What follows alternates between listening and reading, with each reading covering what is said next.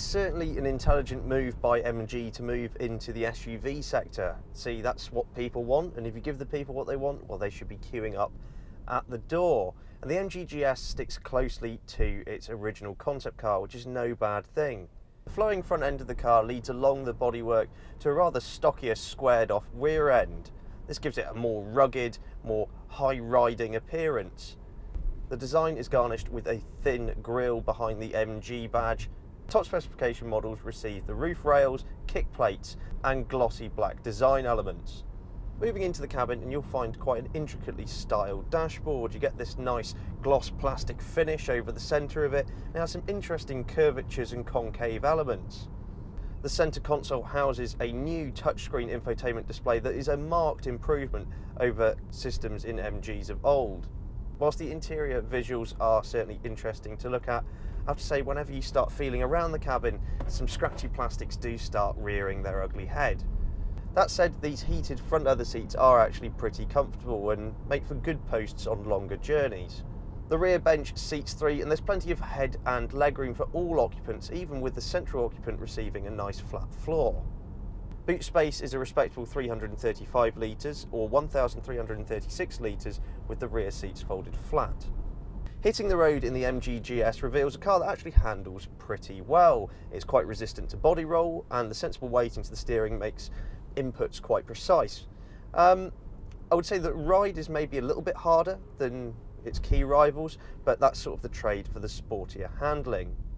Under the bonnet is a 1.5 litre turbocharged engine, and that's the only engine option you can have, but that's not so bad because it produces 164 brake horsepower and 250 newton meters of torque, which is pretty healthy.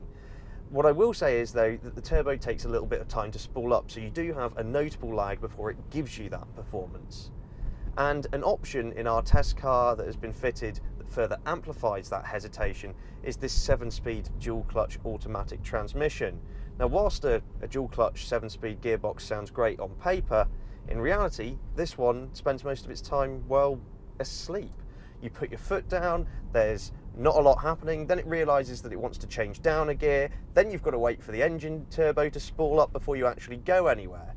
And that's rather frustrating to use on a day-to-day basis when you're pulling out of junctions or exiting roundabouts or joining motorway slipways. It has to be said that around town this MG GS is the most refined MG there has been as of yet. But I just find that sometimes whenever you want to put your foot down, the engine becomes intrusive when the gearbox kicks down, and it's not a very civilised means of getting around. I'm sure the manual transmission, you can take better advantage and work the engine more in your favour, but with the auto, this combination just doesn't work for me.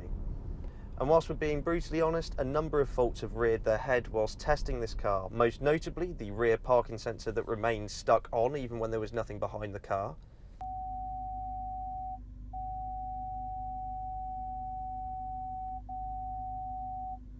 Speakers that have started to crackle a little whilst listening to the radio or music streamed from your phone, and also a satellite navigation that's totally incapable of navigating Devon and just decides to freeze or send you on a totally inappropriate route instead.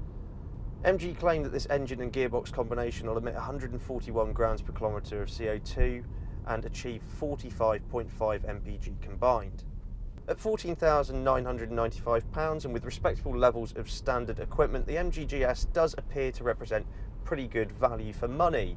However, with the faults that I've experienced and some genuine build quality issues with the car, I find it very difficult to recommend, which is a shame because I was really rooting for MG with this car. I want MG to establish themselves again within the market, particularly in the UK. That used to be its home market once upon a time. And the badge still truly does have value amongst the general public. It's just a shame that the GS just doesn't live up to expectations. Thanks very much for watching, and let us know what you think in the comments below. Please subscribe for all of the latest and greatest cars to hit the road. For breaking news and written reviews, visit www.insidelane.co.uk.